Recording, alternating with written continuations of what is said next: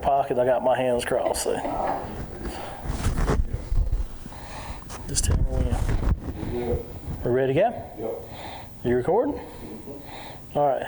So anyhow, today on Tales from the Steelhouse, we're here with Patti, Brian. So good old boys like saying Bright, but it's not Brian, it's Brian. Yeah, a lot of people say. I got corrected. So we're here with Patti Brian today. She's going to tell us a little bit about her. Well, I guess it'd be about your past a little bit. How you got into moonshining? Yeah, my daddy's the one that taught me, and his grandpa taught him, and every now and then his daddy go in the woods with him and help them. And yeah, that's where I learned. I always wanted to learn as I was growing up, and I knew one day I'd get to, and he finally taught me, and I just went with it. Were you like me? You got voluntold to go out in the woods with him? Yeah, he's like, come on. Come on, we're gonna shut corn today. So we had to shut corn too, and sit there and dekernel it when I was a kid. That's the one of the things I hated. But tell us some more. Now, your dad's originally from North Carolina. Yeah, he's from Marlboro, North Carolina. It's in between Murphy and Andrews. He was born and raised there, and my grandparents, his parents got divorced, and that's how he ended up in Louisiana. My grandma married into an Air Force family, and so they moved around a lot, and that's where he ended up in Louisiana and met my mama and had us. And there you go. That's where we've been all our life. And he would always bring us up here every year, and sometimes stay for 2 weeks. He worked offshore, and he'd get his 2-week break, and we'd come up here every year and go camping. Oh, your dad was a roughneck. Oh, yeah. Oh, yeah. Him and his brother, as they was growing up, they'd take the old tractor with the trailer behind it, and they'd go camping and stay for a week. These days I'd be worried out about my kids. Oh, yeah. That happened, but they kind of, did that as kids, and then we could come up here, and that's what we did. Yeah, but we come from a generation riding on couches in the back of pickup trucks, too. Yeah. Fun days. Yeah. We had a lot of good time. Let's see here. Well, I was going to ask you, though, have you ever had any close calls making moonshine? Not a whole lot. I mean, we've had there one time where we left the site for that evening and come back the next morning, or you could tell somebody had been there on a four-wheeler, where they done got hung up on the log and ran over a few of our jars and different things. So, yeah, that's pretty much the only close call. It's time to move. We moved as soon as we saw that, so we didn't stick around for it. But we ain't really had a whole lot of close calls. We're pretty cautious on when we go in the woods and where we go in, and we just keep our eyes open. So, I mean, I've had to sit there and move steel sites too, and it's not fun.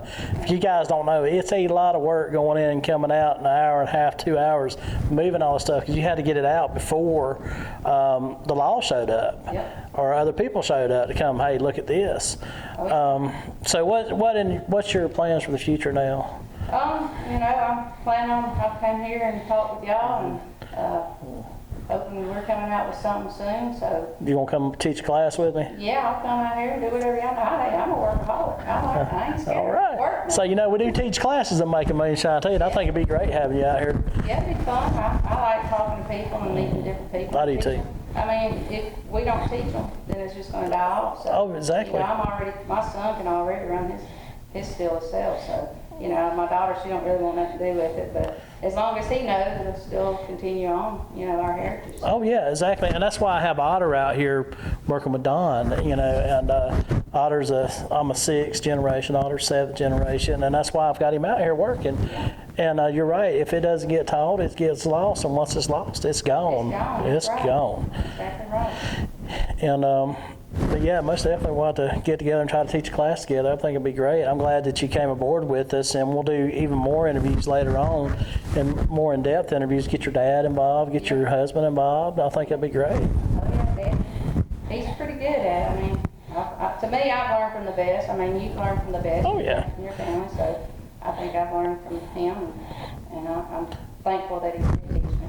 Plus, he's making North Carolina moonshine out of Louisiana. We just think about Louisiana. It'd be a lot easier on us. Actually, it's hard making moonshine in Louisiana. Yeah. Oh yeah. Well, I hear the water quality. quality. Stove at home, we use running water, but who wants to do that? I don't want to do that. I don't want to have it in my house. I don't want the pots going there, But yeah, it's tough. But once you do find good water in Louisiana, and you can actually drink it. A lot of people think you can't drink it, but we got a sifting system that we put in the ground.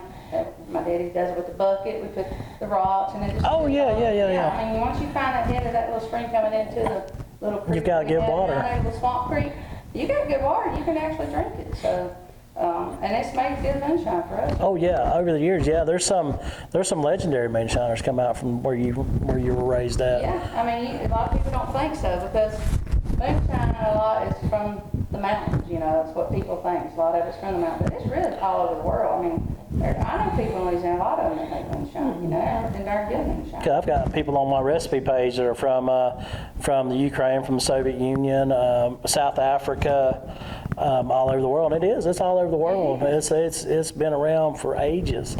And a lot of people did it to survive. I mean, my dad did it to survive. I'm sure your dad probably did it to survive or make extra money. You know, you had to. And we did what we did because we had to do it. I mean, I made a lot of moonshine to survive on some things that we needed, even if it was just tires on the vehicle. You know, Yeah, but it's money you didn't have, yeah. There's money to get those tires. There you go. There's money you didn't have to take away from something right. else. Yeah. Feed the youngins or get tired to make moonshine and get paid, you know. But no, we're glad you're here, and we're going to have a good time, and I hope we can get together and do a class. I think it'd be tickled. You know, it tickled me to death to a class with the ladies of moonshine. I think it'd be awesome. I really do. And so y'all stick around, stay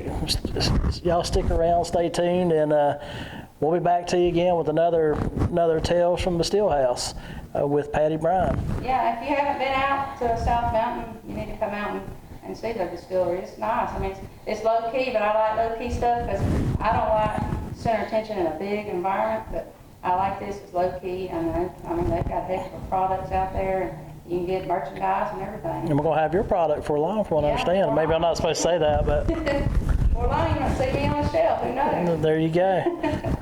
But it's better to be on the shelf than back of a milk carton. That's right. That's right. So anyhow, thank y'all for tuning in, and like I said, thank you, Patti, for being here. And you'll hear some more Tales from the Stillhouse with Patti and her husband. He's got some killer stories that we heard the other day, and her dad.